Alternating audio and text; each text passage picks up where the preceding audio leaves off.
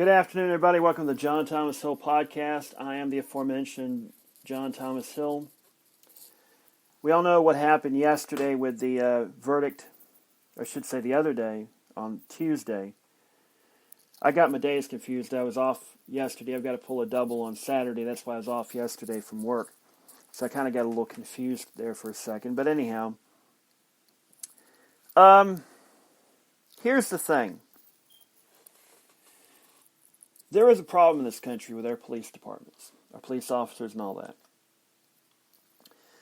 Let me stress right from the very beginning that not all cops are bad. Probably the vast majority are good guys or good women. That being said, when I worked in retail, for the vast majority of the time I was really, really good, but we all have tough days. We all have those days where things get to us, and occasionally you'll have a bad experience with a customer.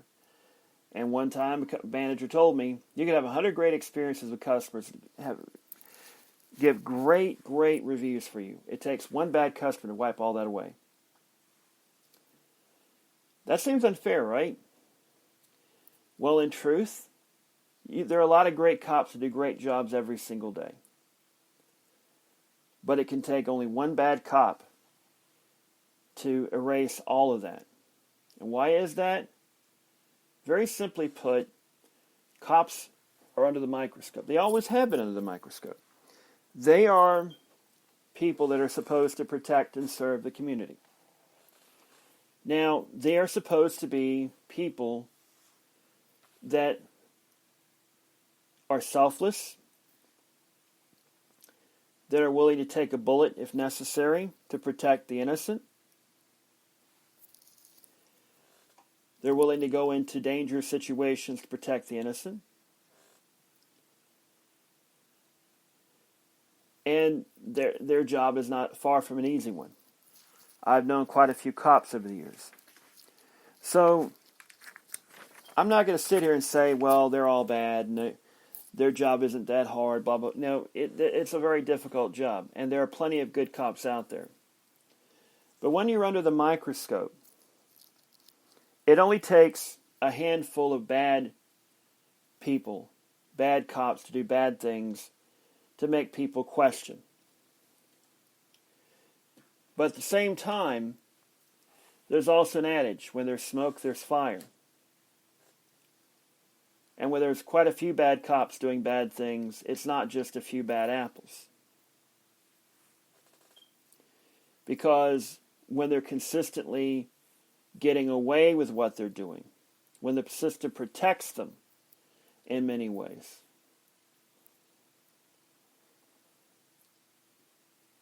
there are so many examples out there of cops getting away with things they really shouldn't get away with. I should say bad cops getting away with things they shouldn't get away with.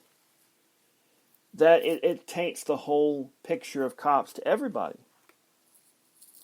And it sucks because we should really be able to trust law enforcement officials. But I've found, unfortunately, that I'm not as trusting as I used to be. Because it's not just the stories you hear about black people getting shot by white cops. Because we all know there's plenty of other things going on that we never hear about.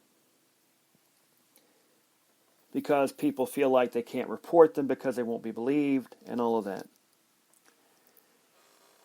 Here's the thing. Here locally, you don't even have to take 2 years. I don't think it's even a 2-year program. Many of the cops that become officers here go through what is called the Basic Law Enforcement Technology Program, BLET program at the local community college, Islamo Community College. Now, it's a pretty intensive program, admittedly, and I've known some people who've gone through it, but it's still not a 4-year degree. It's very intensive, as in specifically about criminal justice. You're not getting a broader education about the world around you.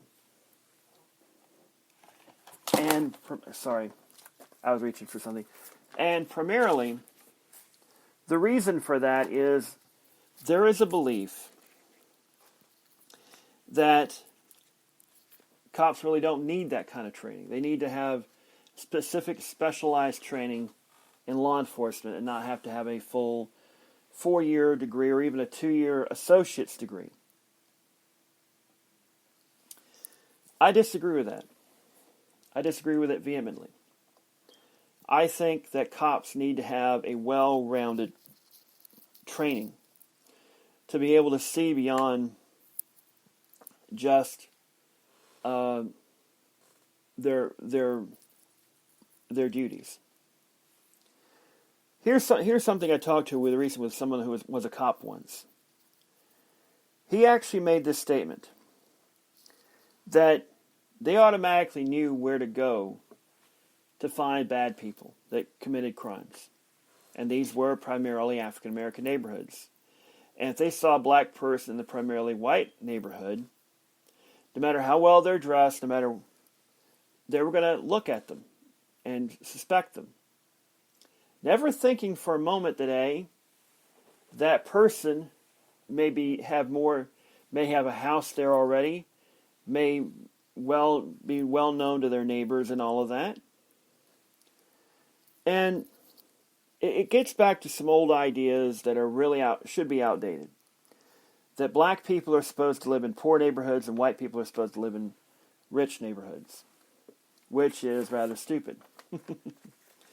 But unfortunately, we have a lot of stupid people in this day and age. Not all of them work for the police department. A lot of them work in other places. But cops are not all stupid. The vast majority of them are pretty smart. But just because you're smart doesn't mean you're always right. And that doesn't always mean that you're not racist. Or you may very well have been brought up in a system that perpetuates it, and you don't do enough to fight against it. And that's the problem. There may not be a whole lot of bad cops, but there are a lot of cops who basically don't do enough to get rid of the stench of the bad cops. There is the thing called the thin blue line that has to be protected according to certain cops. That no matter what other cops do, they have to be protected because of, for whatever reason, that the world is out to get them, apparently. We pay their salary, the taxpayers, including people who are African American, who are poor African Americans.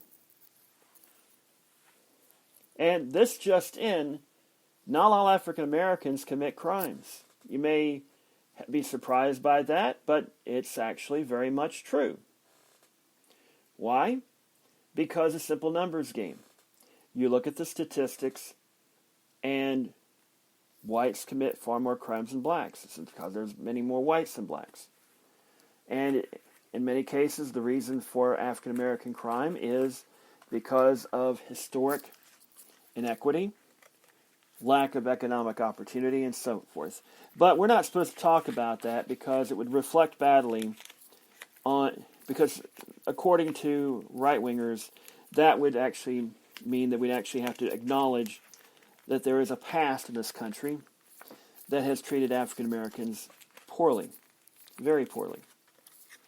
And in their mind, that system does not exist. And unfortunately, there are quite a few African Americans, like Candace Owens and Michelle Malkin, who seem to perpetuate this idea. Because to them, they did well, and they're not getting this treatment. So nobody else should. It's not happening to them. So apparently, it's not happening to anybody else. Now, I'm about to turn 50. I have seen a lot of things in my nearly 50 years. And I've seen white people call black people the N-word. I've nearly gotten my butt kicked a few times by defending those black folks from getting called the N-word. It's abhorrent to me. It's disgusting. And I won't have it. The truth is, it happens far more often than we even think about. When I say we, I'm talking about white people. We don't experience racism on our own. You know, there are going to be some conservatives going, well, what about black people being racist against whites? There's a big difference. Big difference. And here, I had a college professor basically put it like this. Yeah, there are black racists. There are white racists. The problem is prejudice. When you have the power to use that racism against somebody to hold them back, either individually or collectively. And in this case, collectively, and yes, let's face it, not all white people are racist. I'm not racist. Never have been, nor do I ever intend to be. But there are people I have known, unfortunately, some unfortunately I've come to know in recent years who are, and who defend it because that's the way things are. That's how the way it is. Some things will never change, if I can borrow a line from the Bruce Hornsby song. But that's assuming that people don't change. And that's ignorant of the fact that in many cases the so-called black crime against white people was just bad people against good people. What about the folks that are so desperate to feed their family that they have to steal a loaf of bread or steal something to feed their family? Are they bad? They may have broken a law, doesn't mean they're bad people. And what about the system that keeps them that way? Because the reason conservatives don't want to delve deep into this is because it's going to expose many of them for perpetuating a system that should have been relegated a long time ago. A system that not only affects black folks, but plenty of white folks. Because here's the thing they don't want to tell you. The conservative media don't want to tell you, conservative politicians don't want to tell you, is that a lot of this isn't about that they hate blacks. It's because they hate poor people, and they want to make sure poor people don't get together to collectively go up against the rich people. Tell you a story. This goes back to about a decade after the Civil War, when blacks were freed and they had a chance to actually make a life of their own. This is around Wilmington. This is before the big Wilmington massacre. There were a lot of poor whites and poor blacks who got together, talked, and saw they had a lot in common. And they realized, hey, these people are pretty good people. You know, they're just different skin color. Well, the rich whites, the former plantation owners who still managed to have their wealth and still had their influence, needed to keep the poor whites and poor blacks from getting together. Because, hello, that might lead to something they don't like or something they would consider to be socialist, but really isn't. So what did they do? They went to the local pastors. They put some money in the tithing plate, and they said to preach against whites and blacks mixing together. Yep. This isn't the first time religion's been twisted to meet the needs of the rich and powerful. Yep. Congratulations, you just found the most dirtiest little secret that's out there about rich white people. In that, there is a history of pitting poor whites and poor blacks against each other. And it's gone back for a long period of time. It's all about keeping a system in place where the rich stay rich, the poor stay poor. But we got to instead focus on blacks versus whites because that's what the elites want us to focus on. But of course you'll hear conservatives say that, but in reality they say it in such a way to where we all know what they really mean. And that is they want to preserve the institutions that kept them up to begin with. It's sad, really. We're in the 21st century. We should have a much fairer system where hard work is truly recognized and not just profited off to the very rich elite. And that's what if you're working for a corporation, let's say Walmart or anything, not even customer service wise, if you're working a manufacturing job, it's probably owned by a big corporation that has shareholders, and that's, but I got shares myself. You have next to nothing compared to the people that really hold the power. Unless you're in a corporation that is specifically employee run, more often than not, the only reason they have an employee share buying scheme is to kind of give them the illusion that they have some sort of control. When I worked at Walmart, the only reason I even bought shares was to basically act like, a little rainy day fund. And every so often I'd sell those shares and get some money back to spend on something. That's it. Did the same thing at Westrock.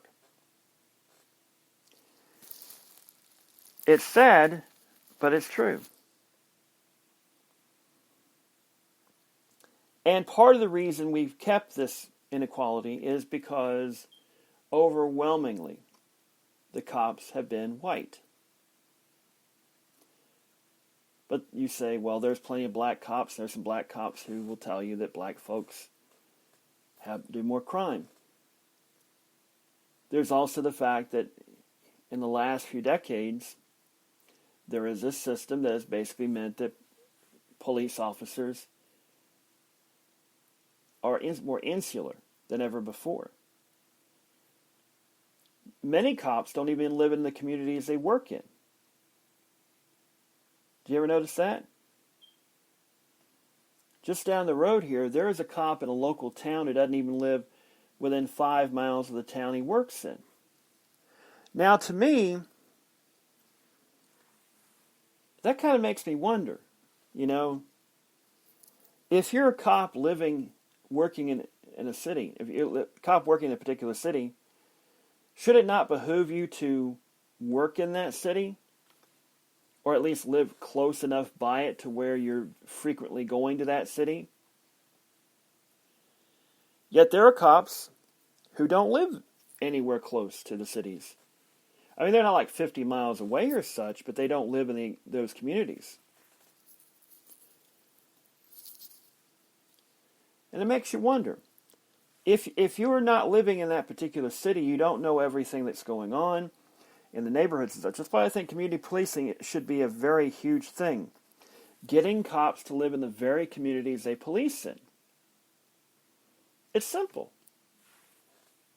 But there are plenty of cops against it, because why would I want to live in a community that I work in?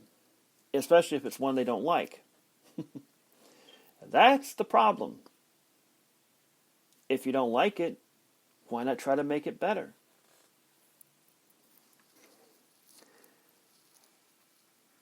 But I digress. There are a lot of solutions I've talked about over the years. Increasing requirements for police officers to get the job, maybe even get a bachelor's degree in criminal justice to begin with.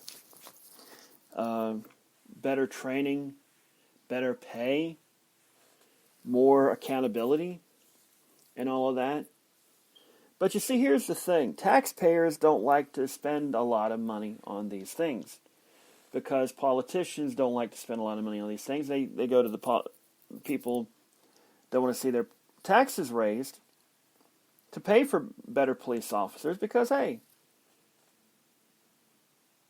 they're not getting in trouble with the law. How short-sighted. there's a lot of short-sightedness in local small town politics. It's like, well, I don't want my taxes raised because I don't have kids in school. Yet, if you have a better education system, there are plenty of studies that show better education leads to less crime, leads to more prosperity in the local community. But apparently that doesn't matter to some of these people because, hey, they don't have kids in the school system. Why should I pay taxes for them? But I digress. It is a sad state of affairs that we find ourselves in. And unfortunately, I don't see a way out of it easy anytime soon because, yes, we've had two more instances. One in Minneapolis, the other in Columbus. And even the ones that are justified. That's the problem. The ones that may very well be justified are just as scrutinized, and they should be, as the ones that are bad, and because we're, and yes, part of the media is part of the problem. And I've railed against the media here sometimes because the media is always looking for a good story to get ratings, to get ad rates. It's not because every one of them is horribly biased. It's because, hey, we got to get ad rates, and what better way to get ad rates than to get people mad and fired up about something so they'll watch our TV show.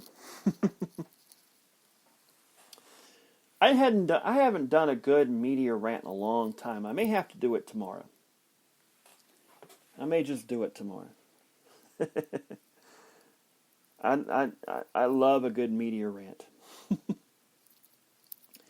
And it's not just left-wing media, it's all media, conservative media especially.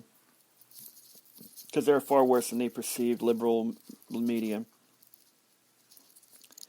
But anyhow, that's it for now. I hope you've enjoyed this little chat. I hope you have a great day.